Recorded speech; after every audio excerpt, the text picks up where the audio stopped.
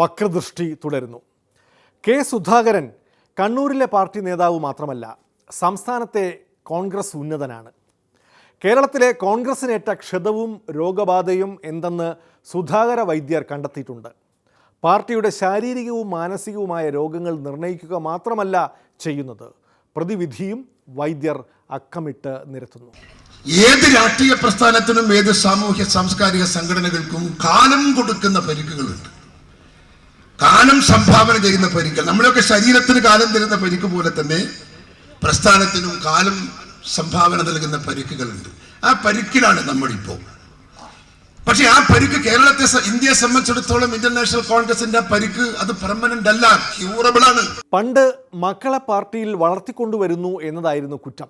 ഇപ്പോൾ മക്കളും മരുമക്കളും വരാത്തതായോ കുറ്റം? കോൺഗ്രസുകാരന്റെ കുടുംബത്തിലെ മക്കളെങ്കിലും കോൺഗ്രസ്സായി വന്നാൽ കോൺഗ്രസ് ഇവിടെ ഭരിക്കില്ല. അവർ നമ്മളോടൊപ്പം ഉണ്ടോ എന്നതാ ചോദ്യം. ഉണ്ടോ? നിങ്ങൾക്ക് കൈവച്ച് എത്ര പേർ പറയും എന്റെ മകൻ എന്റെ മകൾ എന്റെ വഴിയിലുണ്ട് എന്ന് പറയാൻ എത്ര പേർക്ക്?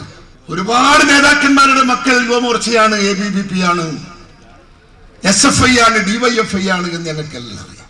കോളേജ് ഇലക്ഷന് മത്സരിക്കാൻ ഞങ്ങൾ നേതാക്കന്മാരെ വിളിച്ച് ചോദിക്കുമ്പോൾ പറയുമല്ല, അത് അവളെ ആഗ്രഹം, അത് അവന്റെ താല്പര്യം, ഞാനതിൽ ഇടപെടുന്നില്ല. സ്വന്തം വീട്ടിൻ്റെ അകത്തെ ഭാര്യയെയും മക്കളെയും കൂടെ നിർത്താൻ സാധിക്കാത്ത കോൺഗ്രസ് നേതാവ് ആരെ കോൺഗ്രസ് ആക്കാനാണ്?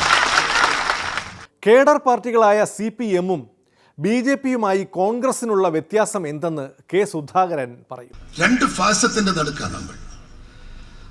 കേന്ദ്രം ഭരിക്കുന്ന വർഗീയ ഫാസിസം, കേരളം ഭരിക്കുന്ന വർഗ ഫാസിസം.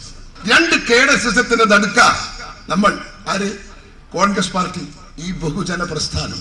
ഞങ്ങള് കേഡറുമല്ല, സെമി കേഡറുമല്ല, കേഡറിന്റെ 4 അയൽപക്കത്തോട്ട് പോയിട്ടുമില്ല.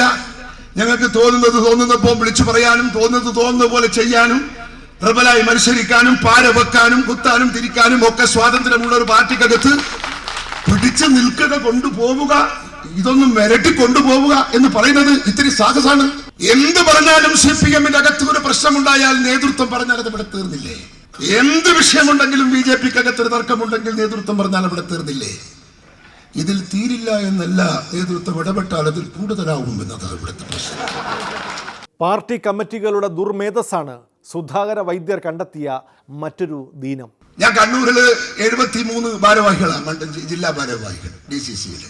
ഞാൻ അവർ ചാർജ് എടുക്കുന്ന ദിവസം ഞാൻ ഇതുപോലെ എന്റെ മുമ്പിലിരിക്കുക 76 ആളുകൾ. ഞാൻ പറഞ്ഞു, എനിക്ക് നിങ്ങളെ അഭിനന്ദിക്കണമെന്നുണ്ട്, അനുമോദിക്കണമെന്നുണ്ട്, പക്ഷെ സാധിക്കുന്നില്ല. നിങ്ങൾ ഓരോരാളിന്റെ മുഖത്തൂടെ ഞാൻ എന്റെ കണ്ണ് പായിക്കുമ്പോൾ എനിക്ക് തോന്നുന്നത് ഈ പാർട്ടിയുടെ ഭാരിച്ച ദുർമേധസ്സാണ് എന്റെ മുമ്പിൽ ഇരിക്കുന്നത് എന്നാണ്. ഇത് നമ്മുടെ പാർട്ടിയുടെ ഏറ്റവും വലിയ പോരായ്മകളിൽ ഒന്നാണ്. അത് അഭിനന്ദിക്കേണ്ടതല്ല, അപലപിക്കേണ്ടതാണ്, നിരുത്സാഹപ്പെടുത്തേണ്ടതാണ്. ഉറും വരവലിക്കും പോലെ 10, 60, 70 ഭാരവാഹികൾ ഈ പാർട്ടിക്ക് ചുറ്റും നിന്ന് വിവിധ ഭാഗങ്ങളിലേക്ക് വലിക്കുമ്പോൾ കീറിപ്പറഞ്ഞ് തെറിച്ചു പോകുന്നത് പാർട്ടിയാണ്. വളർത്തു ദോഷമാണ് വേറൊരു പോരായ്മ. പാർലമെന്റിൽ ഷാനവാസോടൊപ്പം ഞാനും ഉണ്ടായിരുന്ന ഒരു ടേം. അവിടെ CPM-ന്റെ എല്ലാ MP-മാർക്കും അവരുടെ ക്ലാസുകളാണ്. അവർക്ക് പാർട്ടി അറേഞ്ച് ചെയ്യുന്ന ഓഫീസുകളാണ്, പാർട്ടി അറേഞ്ച് ചെയ്യുന്ന സ്റ്റാഫുകളാണ്. ഏത് ഡാറ്റാസ് വേണം, ഏത് റിപ്പോർട്ട് വേണം പറഞ്ഞാൽ മതി, ഫോൺ ചെയ്താൽ മതി, മണിക്കൂർ കൊണ്ട് പാർട്ടി ഓഫീസിൽ നിന്ന് എത്തിക്കും. അവർക്ക് കോച്ചിങ് ആണ്. ബില്ലുകളിൽ പങ്കെടുക്കുന്ന MP-മാർ എങ്ങനെ ബില്ലുകൾ ഇൻട്രൊഡ്യൂസ് ചെയ്യണം, എങ്ങനെ ബില്ലിൽ ചർച്ചയിൽ പങ്കെടുക്കണം, അവർക്ക് പരിശീലന കളരിയുണ്ട്. 5 വർഷം ഞാനിരുന്നു, എനിക്കൊരു ദിവസം പോലും ഒരു ചാൻസ് കിട്ടിയിട്ടില്ല എന്റെ നേതാക്കന്മാരുടെ തിരുമുഖം ഒന്ന് കാണാൻ. പാർട്ടിയിലെ പുതുതലമുറയുടെ ബാലാരിഷ്ടതകളും വൈദ്യർ കണ്ടെത്തിയിട്ടുണ്ട്. മുതിർന്നവരുടെ നടപ്പ് ദോഷം തന്നെയാണ് പിള്ളേർക്കും. കേശുക്കാർ കുട്ടികളൊക്കെ വന്നപ്പാട് പഞ്ചായത്തിൽ മത്സരിക്കാൻ സാറ്റുണ്ടോ എന്നാ ചോദിക്കുന്നത്. യേശുവായി വന്നു കോളേജിൽ എത്തിക്കഴിഞ്ഞാൽ പിന്നെ നെക്സ്റ്റ് ചിന്ത പഞ്ചായത്തിൽ മത്സരിക്കാൻ എന്താ ചെയ്യാന്നുള്ളതാണ് ആദ്യം. അത് കഴിഞ്ഞാൽ പിന്നെ അതിനകത്ത് എങ്ങനെയാണ് കമ്മീഷൻ വാങ്ങുക എന്നുള്ളതാണ് പിന്നത്തത്. നമ്മളെ തിങ്കിങ് ഒക്കെ ഇറ്റ് ഈസ് ഫസ്റ്റ്. ജനം വെറുക്കുന്നതാണ്.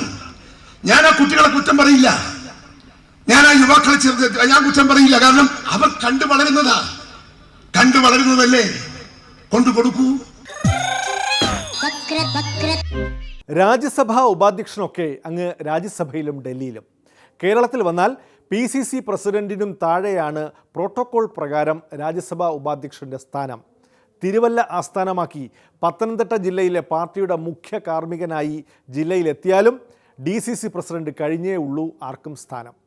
രാജ്യസഭാംഗങ്ങളെ ചട്ടവും നിയമവും പഠിപ്പിക്കുന്ന ഉപാധ്യക്ഷൻ PJ കുര്യൻ പാർട്ടിയിലെ പ്രോട്ടോകോളിനെക്കുറിച്ച് തികച്ചും ബോധവാനാണ്.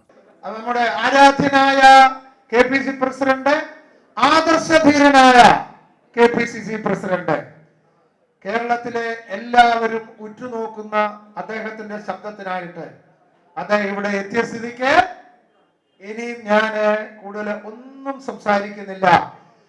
എന്ന് മാത്രമല്ല, എന്നെ ഉദ്ഘാടനം ചെയ്യാനാണ് വിളിച്ചതെങ്കിലും KPC പ്രസിഡന്റ് വന്നാൽ പിന്നെ ഉദ്ഘാടനം ചെയ്യാൻ എനിക്ക് അവകാശമില്ല. കാരണം ഞാനിവിടെ നേരത്തെ പറഞ്ഞു, ഈ പാർട്ടിയുടെ ഞാൻ പറഞ്ഞു പ്രോട്ടോകോൾ എല്ലാം ഞാൻ പറഞ്ഞു. അതിലെ പറഞ്ഞില്ല, ഞാൻ പറഞ്ഞു മന്ത്രിയായാലും കേന്ദ്രമന്ത്രിയായാലും MLA ആയാലും എന്തായാലും വെറുതെ ACC പ്രസിഡന്റ്, KPC പ്രസിഡന്റ്, കേട്ടോ സുധീര സാറേ, പിന്നെ DC പ്രസിഡന്റ്, എന്റെ നേതാവ് DC പ്രസിഡന്റ് ഞാൻ പറഞ്ഞിട്ടാണ്. അതുകൊണ്ട് KPC പ്രസിഡന്റ് വന്ന സ്ഥിതിക്ക് ഞാനിത് ഉദ്ഘാടനം ചെയ്യുന്നില്ല. ഈ സമ്മേളനം ഉദ്ഘാടനം ചെയ്യുവാൻ അദ്ദേഹത്തിനെ ഏൽപ്പിച്ചുകൊണ്ട് നിങ്ങൾക്ക് എല്ലാവർക്കും വേണ്ടി അദ്ദേഹത്തെ നമ്മുടെ ജില്ലയിലേക്ക് ആത്മാർത്ഥമായി സ്വാഗതം ചെയ്തുകൊണ്ട് ഞാൻ എന്റെ പ്രസംഗം ഉപസംഹരിക്കുന്നു. വക്രദൃഷ്ടിയിൽ വീണ്ടും ഇടവേള. സഹകരണ മന്ത്രിയുടെ മനസ്സമാധാനം. ഇവരെന്നേക്കുന്നിന്റെ നാമത്തിൽ മഹത്വമംഗളമേ, ജഗദീശ ഈ ഭവനത്തെ എന്നുമേ കാക്കണമേ. ഇവരെന്നേക്കുന്നിന്റെ നാമത്തിൽ മഹത്വമംഗളമേ.